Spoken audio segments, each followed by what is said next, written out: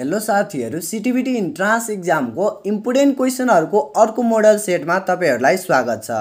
यस model सेटमा साइन्सको 25 वटा इम्पोर्टेन्ट क्वेशनहरु रहेको छ र आजको भिडियोमा त्यही इम्पोर्टेन्ट क्वेशनहरु डिस्कस गर्नेछु। र अर्को कुरा भनेको भिडियोको लास्टतिर मैले आउँदो सिटिभिटी इन्ट्रान्स एक्जामको लागि केही इम्पोर्टेन्ट कुराहरु शेयर गरेको छु। त्यो इम्पोर्टेन्ट कुराहरु पनि सुनेर जानु होला। तपाईहरुलाई आउँदो सिटिभिटी इन्ट्रान्स एक्जामको लागि एकदमै ठूलो हेल्प हुनेछ। आउनुस् भिडियोलाई सुरु गरौँ र त्यो इम्पोर्टेन्ट क्वेशनहरुको बारेमा डिस्कस गरौँ। क्वेशन नम्बर 1 मा रहेको छ when light passes from air to water then the angle of refraction is dot dot. A मा रहेको छ less than the angle of incidence, B मा रहेको छ greater than angle of incidence, C मा रहेको छ equal to angle of incidence र डी मा रहेको छ अल अफ एबोभ। साथीहरु, यसले भन्न खोजेको कुरा के हो भन्दाखेरि जब लाइट एयरबाट वाटरमा जान्छ त्यति बेला एंगल अफ रिफ्र्याक्सन कति हुन्छ भनेर सोधेको छ। एंगल अफ रिफ्र्याक्सनलाई नेपालीमा आवर्तन कोण पनि भनिन्छ र यसको सही उत्तर हुन्छ A less than angle of incidence. जब लाइट एयरबाट वाटरमा जान्छ त्यति बेला एंगल अफ रिफ्र्याक्सन चाहिँ less than angle of incidence हुन्छ। यसको साथसाथै तपाईहरुले यो कुरा पनि याद गर्नु होला, जब लाइट वाटरबाट एयरमा जान्छ त्यति बेला एंगल अफ रिफ्र्याक्सन अथवा आवर्तन कोण एंगल अफ इन्सिडेन्स भन्दा धेरै हुन्छ। त्यसैगरी क्वेशन नम्बर 2 मा रहेको छ which of the following is the other name of long sightedness. A मा रहेको छ मायोपिया, बी मा रहेको छ एमान्सिया, सी मा रहेको छ टर्मिनेलिया र डी मा रहेको छ हाइपरमेट्रोपिया। लङ साइटनेसलाई अर्को के नामले चिनिन्छ भनेर सोधेको छ। यसको सही उत्तर हुन्छ डी हाइपरमेट्रोपिया। लङ साइटनेसलाई अर्को नामले हाइपरमेट्रोपिया भनेर पनि चिनिन्छ। त्यसैगरी क्वेशन नम्बर 3 मा रहेको छ which group of elements represent noble or inert gas. A मा रहेको छ ग्रुप AA, बी मा रहेको छ ग्रुप VIA, सी मा रहेको छ ग्रुप VIIIA र डी मा रहेको छ ग्रुप VIIA। साथीहरु, इनर्ट ग्यास भनेको निष्क्रिय ग्यास। निष्क्रिय ग्यास तलको 4 वटा ग्रुपहरुमध्ये कुन ग्रुपमा पर्छ भनेर सोधेको छ। यसको सही उत्तर हुन्छ सी ग्रुप VIIIA हुन्छ। त्यसैगरी क्वेशन नम्बर 4 मा रहेको छ the rate of chemical reaction depends upon dot dot. A मा रहेको छ कन्सन्ट्रेसन अफ रिएक्टेन्ट, बी मा रहेको छ टेम्परेचर, सी मा रहेको छ फोर्स अफ रिएक्सन र डी मा रहेको छ बोथ ए एन्ड बी। यसको सही उत्तर हुन्छ D both A and B. Rate of chemical reaction चाहिँ कन्सन्ट्रेसन अफ रिएक्टेन्ट र टेम्परेचरमा चाहिँ डिपेन्ड गर्छ। त्यसैगरी क्वेशन नम्बर 5 मा रहेको छ which of the mineral ore of iron. A मा रहेको छ फेल्ड्सपार, बी मा रहेको छ साल्कोपाइराइट, सी मा रहेको छ अर्जेन्टाइट र डी मा रहेको छ हेमाटाइट। साथीहरु, यसको सही उत्तर हुन्छ डी हेमाटाइट। आइरनको मिनरल ओर हेमाटाइट हुन्छ। त्यसैगरी फेल्ड्सपार भनेको एल्युमिनियमको मिनरल ओर हुन्छ, साल्कोपाइराइट भनेको कपरको मिनरल ओर र अर्जेन्टाइट भनेको सिल्भरको मिनरल ओर हुन्छ। यो पनि तपाईहरुले याद गर्नु होला। त्यसैगरी क्वेशन नम्बर 6 मा रहेको छ which is the best example of thermosetting plastic. A मा रहेको छ बेकेलाइट, बी मा रहेको छ पोलिथिन, सी मा रहेको छ सुपरफस्फेट र डी मा रहेको छ सेलुलोज। साथीहरु, प्लास्टिक दुई किसिमको हुन्छ, एउटा थर्मोप्लास्टिक र एउटा थर्मोसेटिङ प्लास्टिक। थर्मोप्लास्टिक भनेको थर्मोप्लास्टिकलाई हिट गर्दाखेरि त्यो पग्लिन्छ, तर थर्मोसेटिङ प्लास्टिकलाई हिट गर्दाखेरि त्यो झन् सोलिड हुँदै जान्छ। र यसको इक्जाम्पल हुन्छ दुईटा, एउटा बेकेलाइट र मेलानिन। र तपाईहरुलाई प्राय जसो बेकेलाइटको बारेमा सोधिरहेको हुन्छ, त्यसकारण तपाईहरुले बेकेलाइटको बारेमा याद गर्नु होला। र क्वेशन नम्बर 7 मा रहेको छ who is the father of genetics. A मा रहेको छ लेमार्क, बी मा रहेको छ डार्विन, सी मा रहेको छ अरिस्टोटल र डी मा रहेको छ मेन्डल। साथीहरु, यसको सही उत्तर हुन्छ D Mendel. Mendel is the father of genetics हुन्छ। त्यसैगरी क्वेशन नम्बर 8 मा रहेको छ which virus is responsible for AIDS. A मा रहेको छ राइनो, बी मा रहेको छ प्याराम्याक्जो, सी मा रहेको छ रेट्रो र डी मा रहेको छ पोलियो। साथीहरु, यसको सही उत्तर हुन्छ C retro. Retro virus is responsible for AIDS हुन्छ। त्यसैगरी राइनो भाइरसले गर्दाखेरि कमन कोल्ड हुन्छ। कमन कोल्ड भनेको रुगाखोकी हो। र प्याराम्याक्जो भाइरसले गर्दाखेरि मिसिल्स भन्ने डिजिज लाग्छ र पोलियो भाइरसले गर्दाखेरि मान्छेमा पोलियो डिजिज लाग्छ र हात खुट्टा बाङ्गिन्छ। त्यसैगरी क्वेशन नम्बर 9 मा रहेको छ which is the heat equation of the following. एमा रहेको छ Q equals to MS DT, बीमा रहेको छ क्यु इक्वल्स टु एमएसटी, सीमा रहेको छ क्यु इक्वल्स टु एमडिटी र डीमा रहेको छ क्यु इक्वल्स टु एसडिटी। साथीहरू यसको सही उत्तर हुन्छ क्यु इक्वल्स टु एमएसडिटी। त्यसै गरी क्वेसन नम्बर 10 मा रहेको छ dot dot is use to make plaster of Paris. एमा रहेको छ CaCl2, बीमा रहेको छ CaSO4 डट ट्वाइस H2O, सीमा रहेको छ CaNO3 डीमा रहेको छ CuSO4 डट 5 H2O।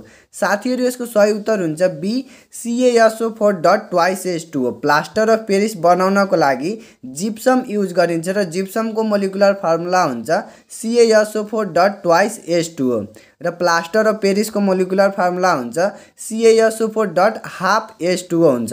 त्यसै गरी क्वेसन नम्बर 11 मा रहेको छ dot dot is the biggest planet of solar system.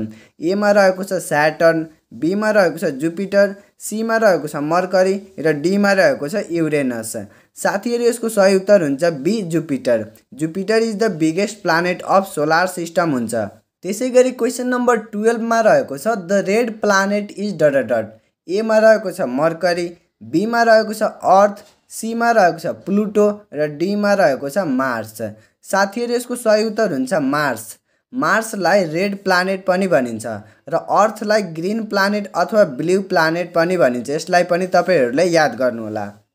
त्यसै गरी क्वेसन नम्बर 13 मा रहेको छ the estimated age of earth is dot dot. अर्थको एस्टिमेटेड एज चाहिँ कति छ भनेर सोधेको छ।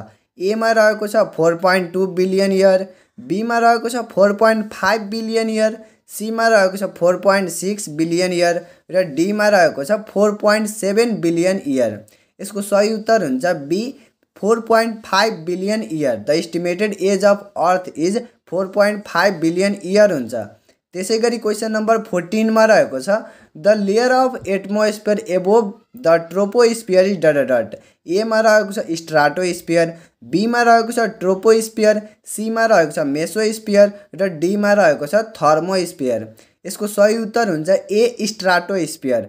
ट्रोपोस्फियरको माथि स्ट्राटोस्फियर हुन्छ र तपाईहरुले यो कुरा पनि याद गर्नुहोला। एटमोस्फियरमा टोटल 5 वटा लेयर हुन्छ, जसमध्ये पहिलो लेयर भनेको ट्रोपोस्फियर, दोस्रो लेयर भनेको स्ट्राटोस्फियर, तेस्रो लेयर भनेको मेसोस्फियर, चौथो लेयर भनेको थर्मोस्फियर र पाँचौं लेयर भनेको एक्जोस्फियर हुन्छ।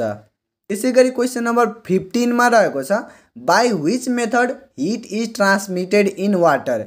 एमा रहेको छ इभ्यापोरेसन, बीमा रहेको छ रेडिएसन, सीमा रहेको छ कन्भेक्सन र डीमा रहेको छ कन्डक्सन। यसको सही उत्तर हुन्छ सी कन्भेक्सन। कन्भेक्सनद्वारा हिट चाहिँ वाटरमा ट्रान्समिसन हुन्छ। त्यसै गरी क्वेसन नम्बर 16 मा रहेको छ insulin is produce by dot dot. एमा रहेको छ ड्युडेनम, बीमा रहेको छ प्यानक्रियाज, सीमा रहेको छ गल ब्लाडर र डीमा रहेको छ लिभर। साथीहरू यसको सही उत्तर हुन्छ बी प्यानक्रियाज। प्यानक्रियाजले चाहिँ इन्सुलिन प्रोड्युस गर्छ। त्यसै गरी लिभरले चाहिँ बाइल प्रोड्युस गर्छ र गल ब्लाडरले चाहिँ स्टेरोइड प्रोड्युस गर्छ। त्यसै गरी क्वेसन नम्बर 17 मा रहेको छ in which periodic block all the non metal are placed. एमा रहेको छ एस ब्लक, बीमा रहेको छ पी ब्लक, सीमा रहेको छ डी ब्लक र डीमा रहेको छ एफ ब्लक। यसको सही उत्तर हुन्छ बी पी ब्लक। पी ब्लकमा चाहिँ नन मेटल हुन्छ, एस ब्लकमा चाहिँ अल्काली मेटल र अल्कलाइन अर्थ मेटल हुन्छ र डी ब्लकमा चाहिँ ट्रान्जिसन इलिमेन्टहरू हुन्छ र एफ ब्लकमा चाहिँ लेन्थेनाइड्स र एक्टिनाइड्स हुन्छ। यो सबै तपाईहरुले चाहिँ याद गर्नुहोला। त्यसै गरी क्वेसन नम्बर 18 मा रहेको छ chromosomes are made up of dot dot. एमा रहेको छ प्रोटिन एन्ड न्युक्लिक एसिड, बीमा रहेको छ आरएनए एन्ड डीएनए, सीमा रहेको छ आरएनए र डीमा रहेको छ डीएनए। साथीहरू यसको सही उत्तर हुन्छ A protein and nucleic acid. Chromosome चाहिँ प्रोटिन र न्युक्लिक एसिड मिलेर बनेको हुन्छ। त्यसै गरी क्वेसन नम्बर 19 मा रहेको छ earthworm are friends of farmer because dot dot. एमा रहेको छ दे इट ब्याक्टेरिया, बीमा रहेको छ दे इन्क्रिजेज द फर्टिलिटी, सीमा रहेको छ दे प्रोड्युस ह्युमस र डीमा रहेको छ नन अफ दिज। यसले भन्न खोजेको कुरा के हो भन्दाखेरि साथीहरू गडेउला किसानको साथी हो। किन भन्दाखेरि यसको सही उत्तर हुन्छ B they increases the fertility of soil. गडेउलाले जमिनको उर्वरा शक्तिलाई बढाउँछ, त्यही भएर गडेउला किसानको साथी हो। त्यसै गरी क्वेसन नम्बर 20 मा रहेको छ cement is made up of dot dot. A मा रहेको छ लाइमस्टोन प्लस क्ले, बी मा रहेको छ लाइमस्टोन प्लस कोल, सी मा रहेको छ लाइमस्टोन प्लस वाटर र डी मा रहेको छ लाइमस्टोन प्लस ग्लास। यसको सही उत्तर हुन्छ ए, लाइमस्टोन प्लस क्ले मिलेर सिमेन्ट बनेको हुन्छ। त्यसै गरी क्वेसन नम्बर 21 मा रहेको छ density of water at 4 degree Celsius is dot dot. A मा रहेको छ 1000 ग्राम पर सिएम, बी मा रहेको छ 4200 KG per metre cube, C मा रहेको छ 4.2 केजी पर सेकेन्ड र डी मा रहेको छ 1 ग्राम पर सिएम क्युब। साथीहरू यसको सही उत्तर हुन्छ D, 1 gram per CM cube. Density of water at 4 degree सेल्सियसमा चाहिँ 1 ग्राम पर सिएम क्युब हुन्छ। त्यसै गरी क्वेसन नम्बर 22 मा रहेको छ how much joule in 1 calorie dot dot.